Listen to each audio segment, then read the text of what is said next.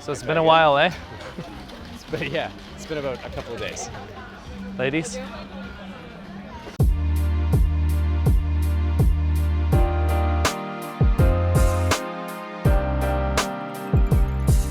What's up, guys? Welcome to another episode. Today I'm going to be talking about first experiences in China versus being here for a couple of years. Okay. Yeah. I went all the way back to Henan province about a week ago to kind of relive my first time, the whole experience of being here for the first time. And here's a bunch of clips. This is exciting. It's nice to be here with Rosie. Hey, look, it's Low 86's car. I met up with my buddy Kodak. He's not making any flight unless he's totally, completely intoxicated. How tired I am right now. This city is completely unrecognizable to me now.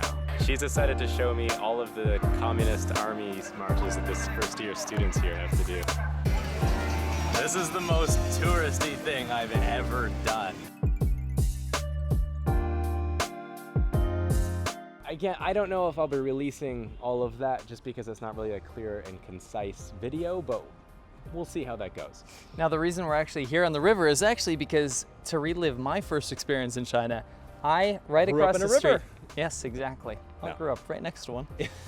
Right across the street there, actually, my office in my school, my first school that I worked at in China, actually overlooked this river here, and the skyline that you see behind you, which you probably don't see too much of because it's pretty dark. It's pretty dark out Didn't there. actually exist. The entire area of Jiangbei and Huizhou was actually just farmland. So 7 years ago, an entire city bloomed This was across just the river. nothing. There was nothing there. Wow. Right. What are your experiences being here? I mean, like when you first came to China, how did you feel? What was it like? What would you say it was all like, you know?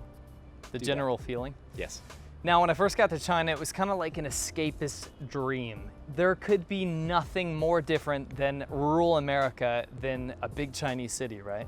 We live in a pretty small Chinese city, actually, Yeah. but like for me, it was massive, right? So when I got off the plane, I saw people burning trash and kids shitting in the road and all kinds of disgusting stuff.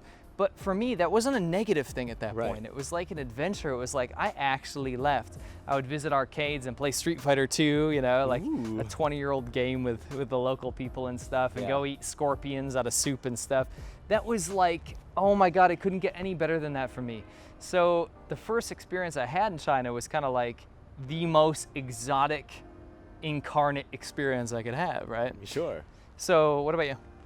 Well, I mean, for me, it was kind of mixed feelings, right? Because I feel like before you come to China, you have these expectations of what the country's going to be like, Sure. right? You watch, you know, videos online, or you kind of look at or blogs rather, and you kind of get a view, a lens in which you think the country's going to be like. And so when you land here, I found myself kind of chasing those expectations. Sure. But I think what we have in common is that we both came to super small cities. Yeah. We did not, I've never even been to Beijing. We didn't come to Shanghai. We didn't come to big cities. We went to small tier cities. They're different. They're not going to give you the same experience. right? Absolutely. And it's not like we know something like the big city people don't. Sure. You don't get the real, it's not like that. It's just, you're dropped into a pit of like, I don't want to say like loneliness, but everything is different. Take all your friends, all your family, all the cultural aspects that you know, the way you're supposed to behave and act, take them away. And it was weird when I first came here. Absolutely. Really, just weird. I wish I can like have more specific situations to provide, but I mean, you know, again, like you said, it was like an escape, Sure. right? When you first come. Mesa.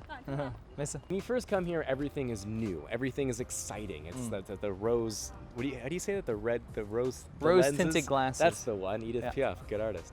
And 可以一下，可不可以？你好，打 Hey, 一下 no. yeah. 啊，来合影一张吗？可以啊，Mesa。哦，拿手机我帮你照一下。好喜欢这样的，哎，你长得好帅哦，谢谢。确实长，确实长得挺帅。谢谢。很少看到你的那个长那么帅，皮肤好靓仔，好帅呀。等一下啊，反过来先。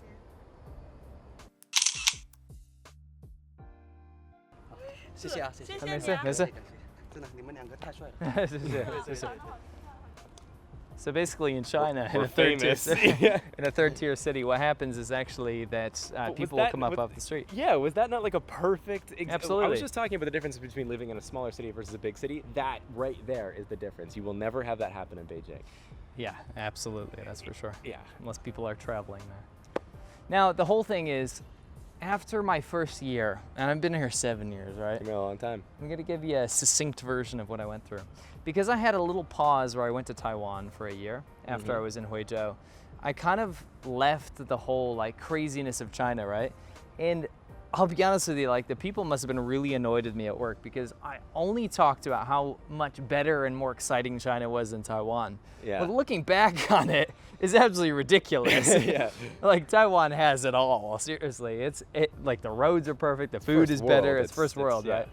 But at that time, I was craving adventure. I was a young buckmill, right? So I was a young boy, Yeah. and I wanted the adventure. I wanted the drinking, I wanted the girls, I wanted all that kind of stuff. And so when I came back to Inner Mongolia, very quickly I fell in love with China again, and I had a new experience. But just to, I don't want to waffle on too much, but Don't after waffle. after a few years, what I realized is that I wasn't accomplishing anything. I was having an amazing vacation, but it was an extended vacation of 4 years. Yeah. And I'll be honest with you, like myself, I'm kind of like a go-getter. I like to get things done. And to have that much time off from real life, I kind of like came to my senses and realized that riding around in Inner Mongolia on fast motorcycles and hanging out with girls and drinking every day is probably not how a getting close to 30-year-old man lives his life. So I actually came back here, and only then did the negatives or kind of, how to say it, Downsides of downsides living of in China China. really come to surface. What about you? I mean, this is my video, and you just said everything I wanted to say because, you know, when you come here for the first time, Sorry. it's amazing. Well, go do all the things that you really, you know, not necessarily couldn't do back home, but go do it without a care in the world. When you come here as a young foreigner, you really have no responsibilities aside from your job. Sure. You can just go and do it. I know that sounds kind of low class, but it's true. Yeah. But you know, I'm in that transitional period right now, being here for 3 years, where it's like, okay, I've spent 3 years in this country. I've been an adult here, but I don't have anything to show for it. Sure. I've got no money. I don't even have a job. I do, but updates on that later. If you're gonna spend this much time, all those years in China, you should make something of it. You should become something, create something, and I haven't done that yet. And you didn't either when your first couple of years. Sure. So there's this transitional period where it's like, I need to decide if I'm gonna stay here and, you know, do something, or do I have to go back home and live the life that I was supposed to Right. before leaving? So the biggest difference, I think, that we can come to an agreement here between living here for the first time and being here for years is like, it's just that luster. It loses its luster. And if you grow to love this place enough like we do, it's time to start creating something, put roots down in the country. And I don't know, It's difficult to do that, man. it is really difficult. is, especially did when it. you have a kid. You done got married, popped out a baby. So when you're here for the first time, or if you come here for a couple of years and don't do anything, you just kind of, you know, exist in this country, the only thing you're gonna go back home with is just bar stories. You know, just experiences that you had with friends of old. And that was my biggest problem when I moved out to Henan, is I realized that that's all gone now. Right. It's finished. All the exciting things I thought happened there are gone. I have nothing to show for it. Sure. So if you're gonna live in another country for a couple of years, make sure you don't walk in front of a f***ing camera with your entire family. Absolutely. It's pretty easy to avoid, isn't it? Nice job.